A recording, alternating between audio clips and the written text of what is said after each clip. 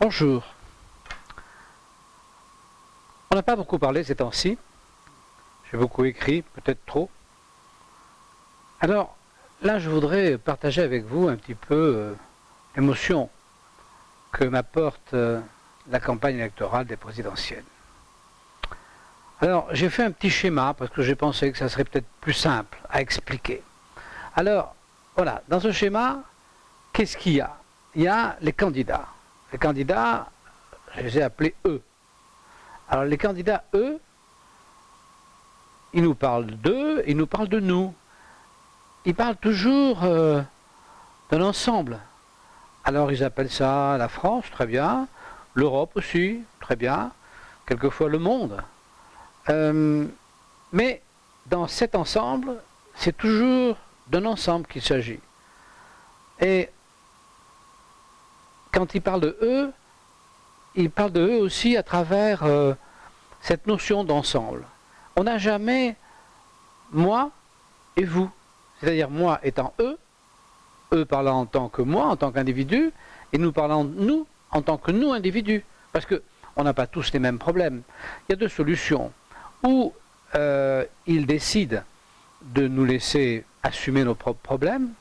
À ce moment-là, ils peuvent continuer à parler en termes de nous, puisqu'ils ne s'occupent que des problèmes globaux, c'est-à-dire la police, la justice et l'armée. Soit ils viennent fourrer leur nez partout, ce qu'ils font à l'heure actuelle, et ce qu'ils ont tous l'ambition de faire, mais à ce moment-là, il faut qu'ils nous disent qui sont eux, qu'est-ce qu'ils pensent, et qu'est-ce qu'ils vont nous faire à nous, à moi, c'est-à-dire à chacun de nous, à chacun de vous. Ça ne se passe pas comme ça. En gros, on reste dans le vague et on a un concept très simple, c'est prendre et donner, et ça va dans ce sens ou dans celui-là, c'est-à-dire qu'il faut prendre un peu de notre vie pour la donner, il faut prendre un peu de notre bien pour les donner, il faut prendre un peu de notre honneur pour le donner, il faut prendre un peu de notre pensée pour donner. Alors on ne sait jamais trop à qui on donne et à qui prend, mais toujours est-il que eux, on est dans cet ensemble où il faut toujours prendre et donner. On n'est jamais concerné en tant que notre entité, en tant que notre individu, en tant que nos aspirations. On est là que pour recevoir ou donner. Mais on n'est pas là en tant qu'entité libre. Il nous parle en clair, jamais de liberté. Voilà, c'est ça que je voulais vous dire. Aucun des candidats ne nous parle de notre liberté personnelle. Aucun des candidats ne parle de notre liberté personnelle. Je ne trouve pas ça normal. Qu'est-ce que vous voulez que je vous dise? Je pense que la liberté personnelle, elle nous touche tous. On a tous besoin d'être libres.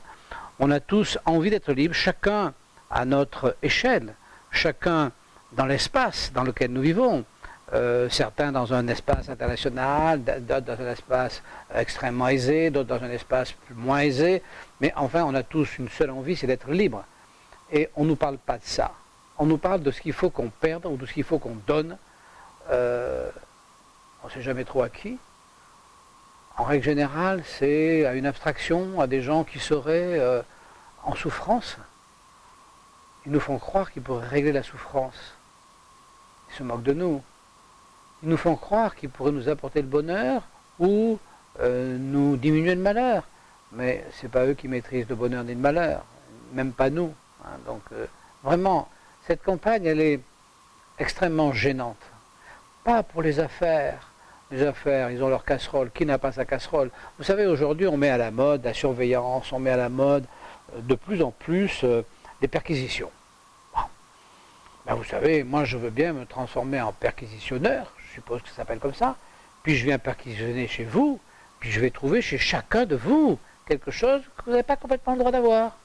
On a tous notre jardin secret dans lequel il y a quelque chose qu'on n'a pas complètement le droit d'avoir. Donc ces histoires de petites choses que un tel ou un tel n'a pas le droit d'avoir, est-ce que Macron est copain de machin, est-ce que Fillon a eu un costard, est-ce que Mélenchon est riche, est-ce que Hamon, sa femme est chez... Tout ça, ça n'a aucune importance, aucun intérêt, aucun intérêt. On ne nous parle pas de l'essentiel, on nous maquille derrière ces apparences, derrière ces détails, derrière ces rumeurs, si vous voulez, ces ragots.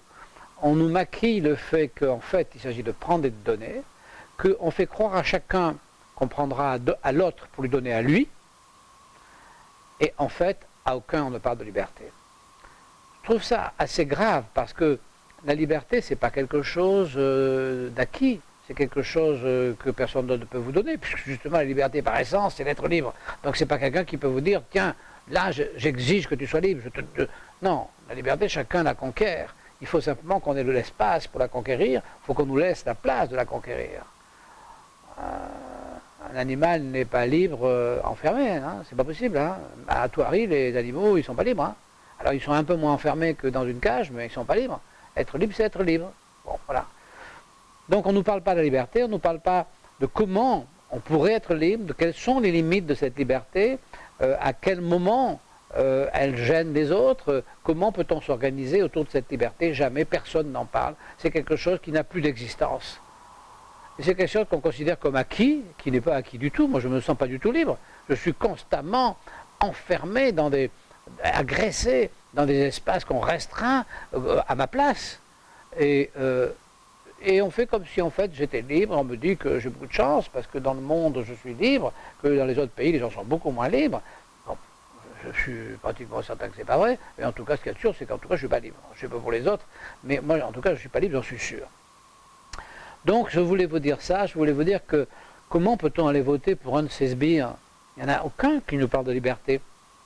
On ne va pas aller voter pour ces gens qui vont nous obliger à donner ou à recevoir. Parce que c'est la même chose. Moi, c'est pas très agréable de donner contre son gré, mais c'est pas non plus très agréable de recevoir contre son gré. On n'a pas envie, on a envie d'être libre. Voilà. Et donc cette liberté, on ne la trouve pas dans aucun des programmes de nos candidats. Donc je trouve ça très délicat, très difficile. Je pense qu'ils devraient nous dire, bon ben voilà, moi mon ambition c'est que vous soyez libre. Alors il y a quand même, pour que vous soyez libre, il y a 2 ou 3 contraintes. Hein, on va vous protéger vos biens, vos propriétés, on va protéger votre espace vital.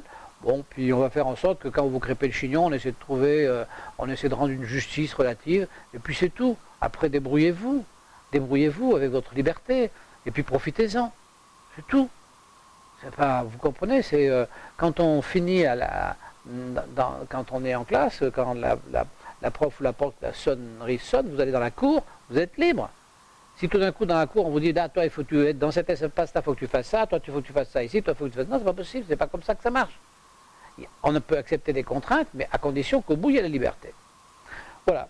Donc je voulais vous dire ça. Alors j'avais fait ce petit bout de dessin parce que je trouvais que cette boucle éternelle, prendre et donner, où au passage on abandonne des choses et on ne sait pas qui prend, on ne sait pas qui donne, et c'est une espèce de boucle sans fin et qui n'a absolument aucun intérêt et qui est en fait le leitmotiv de tous nos candidats qui ne parlent que de eux et de nous en tant que eux, mais jamais en tant que leur personne et notre personne. Et pourtant c'est ça qui est le plus important. Voilà ce que je voulais vous dire. Alors après, j'ai lu des livres qui sont quand même assez étonnants et dont il faut que je vous parle. Il y en a un qui est écrit par une dame qui s'appelle Charlotte Delbo. C'est une dame qui a été entraînée qui fait partie du convoi, ça s'appelle le convoi du 24 janvier, et qui est parti de Compiègne pour aller à Auschwitz. Ça, il faut absolument le lire. Il faut le lire parce que, c'est très important pour la suite. C'est très important parce que, si vous voulez, qu'est-ce que ça veut dire? Ça veut dire qu'il y a des gens comme ceux-là, là, qui sont capables de vous faire du mal en étant persuadés que c'est pour votre bien. Il faut se rappeler quand même que Hitler était persuadé que le monde entier le remercierait d'avoir éliminé les Juifs. Vous vous rendez compte à quel point de folie il faut arriver pour penser ça? Il l'a pensé, mais il n'y a pas que lui. Un certain nombre de gens autour de lui l'ont pensé aussi. Donc ces gens qui sont capables de vous faire du mal en étant absolument convaincus que c'est pour votre bien, c'est quand même des gens très dangereux. Très très dangereux. Et vous savez, les inspecteurs des impôts, je suis persuadé qu'ils sont convaincus de faire le bien. Quand ils viennent vous massacrer, vous voler, vous ruiner, détruire votre vie, je suis convaincu qu'au fond d'eux, ils sont absolument convaincus qu'ils ont une mission essentielle et qu'ils sont là pour faire le bien. C'est des fous. C'est des fous. C'est la raison qui est partie. Et quand vous voyez les conséquences dans ce livre, quand vous voyez les conséquences, comment les dégâts physiques, les dégâts moraux. Comment ça s'est passé? Pour de vrai, cette dame qui est restée là quand même plus d'un an, presque 2 ans, 1 an et demi, avec la mort comme compagnon, mais même pas la mort, la torture, parce que la mort à la limite, mais la torture, c'est quelque chose d'effrayant.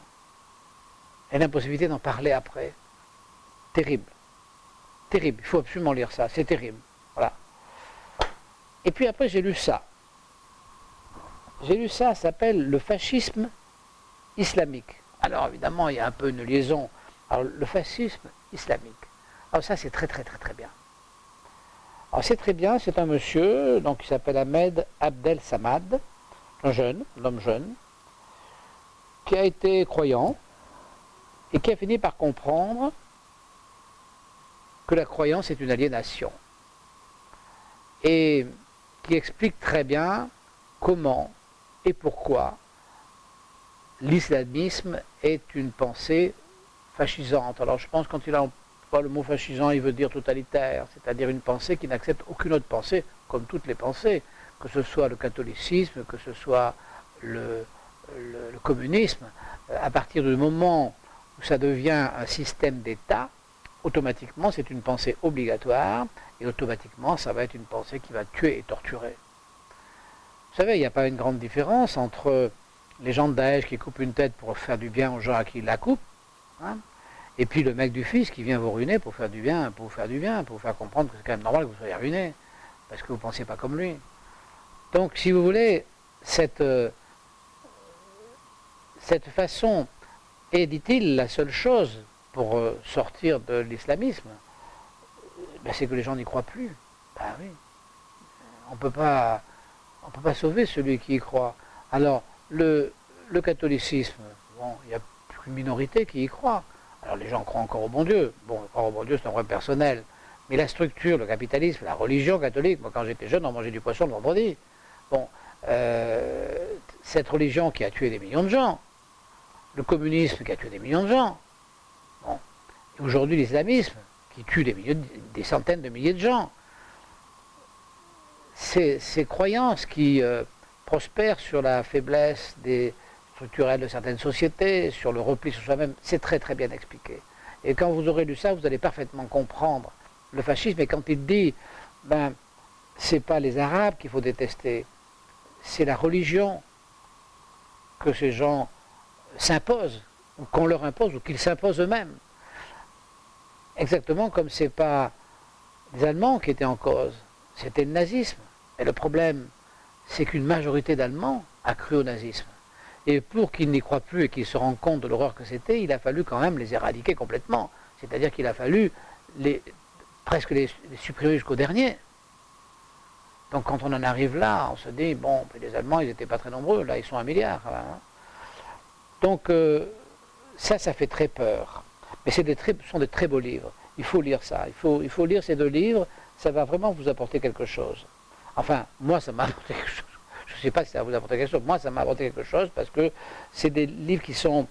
Celui-là est terrible le témoignage est terrible, terrible. Et celui-là est extraordinaire de lucidité. Extraordinaire de lucidité.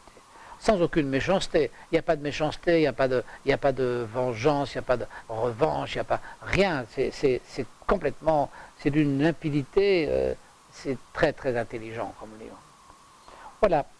Eh bien écoutez, je suis heureux d'avoir passé ce petit moment avec vous. Je ne sais pas si je me suis bien expliqué. Bon, je ne sais pas si je vais aller voter, je vous le dis franchement, c'est un peu déroutant, c'est démoralisant, voilà, ça fait pas envie. Ça fait pas envie. La seule carotte qu'on puisse avoir dans la vie, c'est la liberté. Le reste, qu'est-ce que vous pouvez espérer? Ceux qui veulent vous soumettre, c'est pour leur liberté qu'ils veulent vous soumettre. Ils veulent vous soumettre pour être libres eux. On ne peut pas être soumis. On est obligé d'accepter l'idée que chacun a le droit d'être libre. Tout le monde a le droit d'être libre. Donc je ne comprends pas je comprends pas qu'il n'y ait pas un élu qui nous dise bon attendez, on va sortir de tout ça, on va vous rendre votre liberté partout et puis vous allez pouvoir faire ce que vous avez envie et vivre comme vous avez envie de vivre. Je ne comprends pas qu'il n'y ait pas ça, mais bon, il n'y a pas ça. Sans doute que majoritairement la France n'en a pas envie, parce que peut-être que s'il y en avait un qui disait ça, peut-être que personne ne voterait pour lui. Enfin, en tout cas, c'est comme ça. Bien, je vous souhaite à bientôt, bonne soirée ou bonne journée selon le moment où vous allez regarder cette petite vidéo si vous la regardez. À bientôt, au revoir.